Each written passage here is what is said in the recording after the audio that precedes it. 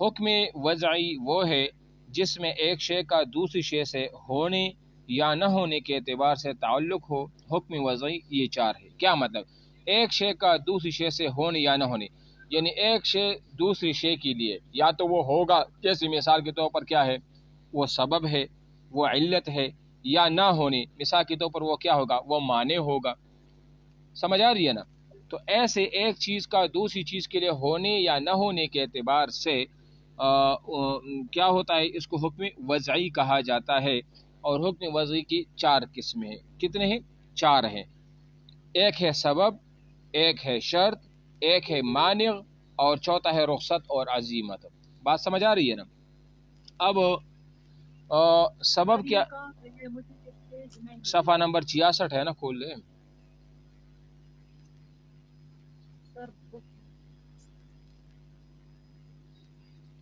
اچھا جی، سبب جس چیز کو شارع نے کسی دوسری شے کی وجود کے لیے علامت کا درجہ دیا ہو اور ان دونوں کی وجود اور عدم ایک دوسرے سے مربوط ہو، اس کو سبب کہتے ہیں۔ یعنی کیا مطلب ہے؟ ایک چیز کا وجود ہو، یعنی ایک سبب ہے، ایک مسبب ہے۔ مسبب کا وجود تب ہوگا جب کہ سبب موجود ہوگا۔ جب سبب ہوگا تو مسبب ہوگا۔ کیا مطلب؟ جیسے مثال کے طور پر نماز کی اوقات یہ سبب ہے نماز کے لیے، ظہر کا وقت سبب ہے ظہر کی نماز کے لیے، عصر کا وقت سبب ہے عصر کی نماز کے لیے، مغرب کا وقت سبب ہے مغرب کی نماز کے لیے۔ اب جب کہ سبب ہوگا تو مسبب اس چیز کا وجود بھی ہوگا۔ اب سمجھ آ رہی میری بات؟ ٹھیک ہے نا؟ تو ایک چیز کا وجود علامت کا درجہ رکھتا ہو۔ اب دیکھو نا، جو ظہر کا وقت ہے، یہ ظہر کی نماز کے لیے علامت ہے کہ نہیں ہے نا؟ ٹھیک ہے، تو اس کو ہم کیا کہیں گے؟ سبب کہیں گے۔ ٹھیک ہے، جیسے مثال وقت کو نماز کے لیے سبب قرار دیا گیا، جب وقت پائے جائے گا تب نماز فرض ہوگی، گو جب تک وقت نہ ہوگا اس وقت تک نماز فرض نہ ہوگی۔ جیسے ہم نے دیکھا ہے، جب تک ظہر کا وقت داخل نہیں ہوتا تو کسی نے ظہر کی نماز پڑھی ہے؟ نہیں پڑھی۔ جب تک مغرب کا وقت آ جاتا ہے تو لوگ مغرب کی نماز پڑھتے ہیں، لیکن جب مغرب کی نماز کا ٹائم نہ ہو تو کسی نے مغرب کی نماز پڑھی ہے؟ نہیں پڑھی ہے نا؟ تو یہ کیا ہے؟ یہ سبب ہوتا ہے۔ ٹھیک ہے نا؟ اچھا جی، اور اس طرح ماہ رمضان کی آمد کو روزہ کی واجب ہونے کے لیے سبب ٹھہرایا گیا۔ اب رمضان کا جو مہینہ ہے، رمضان کا مہینہ جو ہے، یہ کیا شعبان کے بعد یہ رمضان کے روزوں کے لیے سبب ہے کہ نہیں ہے؟ یعنی جب رمضان کا مہینہ آئے گا تو ہم کہیں گے کہ روزے فرض ہے اور روزے رکھنے چاہیے۔ جب وہ نہیں ہے تو پھر کہاں سے ہوگا؟ ٹھیک ہے نا؟ تو جب تک رمضان نہیں آئے گا روزہ نہیں ہوگا۔ نماز کا وقت اور رمضان کا مہینہ یہ سبب ہے، نماز اور روزہ کا فرض ہونا مسبب ہے۔ جب تک سبب نہیں پایا جائے گا مسبب بند سے متعلق نہیں ہوگا۔ مسبب یعنی جو نماز ہے نا، اس کو مسبب کہا جائے گا، جیسے رمضان کا روزہ ہے یہ مسبب ہے۔ بات سمجھ آ رہی ہے؟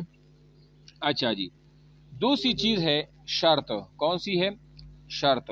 شرط کیسے کہتے ہیں؟ ایک شرط ہوتا ہے، ایک مشروط ہوتا ہے۔ ایک شرط ہوتا ہے، ایک مشروط ہے۔ میں اس کی عام مثال ویسے بھی دے دوں کہ مثال کے طور پر جب شرط کا وجود ہوتا ہے تو مشروط پایا جاتا ہے۔ مثال کے طور پر میں کہتا ہوں ان کانت الشمس طالعہ فالنہار موجود، اگر سورج نکلے گا تو دن ہوگا، تو دن ہوگا۔ تو دن کا وجود موقوف ہے کس کی چیز پر؟ سورج کی طلوع ہونے پر۔ طلوع ہونے پر تو یہ کہتے ہیں شرط سے مراد وہ عمل ہے جس کے پائے جانے پر دوسرے عمل کا درست ہونا اور پایا جانا موقوف ہو۔ سمجھ آ رہی ہے نا؟ اور اگر شرط نہیں پایا جائے تو شرعاً وہ دوسرا عمل بھی وجود میں نہ آئے۔ سمجھ آ رہی ہے؟ یہ تو آسان ہے نا، جس کو ہم مشروط کہتے ہیں۔ جیسے نماز کے درست ہونے کے لیے وضو شرط ہے۔ نماز کے درست ہونے کے لیے کیا شرط ہے؟ وضو شرط ہے۔ ہاں، تو جب وضو ہوگا تو نماز ہوگی، اگر وضو نہیں ہوگا تو نماز نہیں ہوگی۔ سمجھ آ رہی ہے نا؟ تو چاہے سبب متحقق بھی ہو اور نماز کا وقت بھی آ جائے، پھر بھی جب تک یہ شرط نہ پائی جائے تو نماز درست نہیں ہوا۔ اب سبب تو موجود ہے کہ جو ظہر کا وقت ہے وہ سبب ہے، اور ظہر کی نماز کیا ہے؟ یہ مسبب ہے۔ لیکن ظہر کی نماز کے لیے وضو کا ہونا یہ شرط ہے۔ یہ کیا ہے؟ شرط ہے۔ اور اسی طرح نماز پڑھنا یہ مشروط ہے کہ جب تک وضو نہ ہوگا آپ نماز نہیں پڑھ سکتے۔ لیکن ایسا بھی نہیں ہے کہ جب شرط موجود ہو تو لازماً وہ مشروط بھی موجود ہو۔ مثال کے طور پر کسی نے وضو کیا تو ضروری تو نہیں ہے کہ وہ وضو سے وہ نماز بھی پڑھے. سمجھ آ رہی ہے؟ تو ایسا بھی نہیں ہے. ٹھیک ہے نا. اچھا پھر شرط کہاں گئی؟ اچھا یہ ہے سبب اور شرط میں فرق یہ ہے. اب جو فرق کو آپ جان لینا، اس کو غور سے دیکھیں کہ سبب اور شرط میں فرق یہ ہے کہ سبب کی وجود سے سبب لازم ہو جاتا ہے، سبب مسبب لازم ہو جاتا ہے. جیسے نماز کا وقت آ جانے کے بعد نماز فرض ہو جاتی ہے، سبب کی وجود سے مسبب لازم ہو جاتا ہے. یہ سبب لے کر یہ مسبب، اس کو ٹھیک کر دو. ٹھیک ہے، مسبب لازم ہو جاتا ہے. جیسے نماز کا وقت آ جانے کے بعد نماز فرض ہو جاتی ہے. مثال کے طور پر اب ظہر کا وقت داخل ہوا تو ظہر کا وقت تو ظہر کی نماز کے لیے کیا ہے؟ سبب ہے کہ نہیں ہے؟ سبب ہے نا.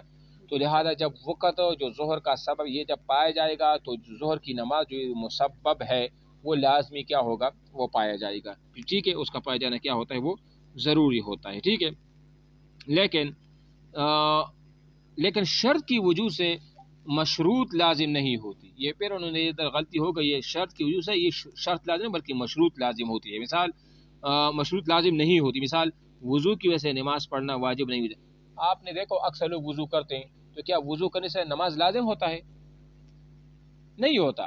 کوئی بندہ ویسے نماز پڑھے گا، اس کے بعد وضو ٹوٹ جائے گا اور پھر وہ دوبارہ وضو کرے گا، تو وہ دوبارہ وضو کرنے سے مطلب یہ تو نہیں ہے کہ اب نماز لازمی وہ پڑھے گا. اکثر لوگ ایسے بھی ہوتے ہیں جو کہ بھی وضو نہیں رہتے، جب وضو ٹوٹ جاتا ہے تو وہ وضو کر لیتے ہیں. وہ کیا کہتے ہیں کہ بس میں باوضو رہوں. تو اب اس وضو سے ضروری تو نہیں. اگر آپ نے اب مثال آپ نے ظہر کی نماز پڑھ لی وضو کے ساتھ اور وضو ٹوٹ گیا اور آپ نے دوبارہ وضو کیا، تو کیا آپ دوبارہ نماز پڑھو گی ظہر کی؟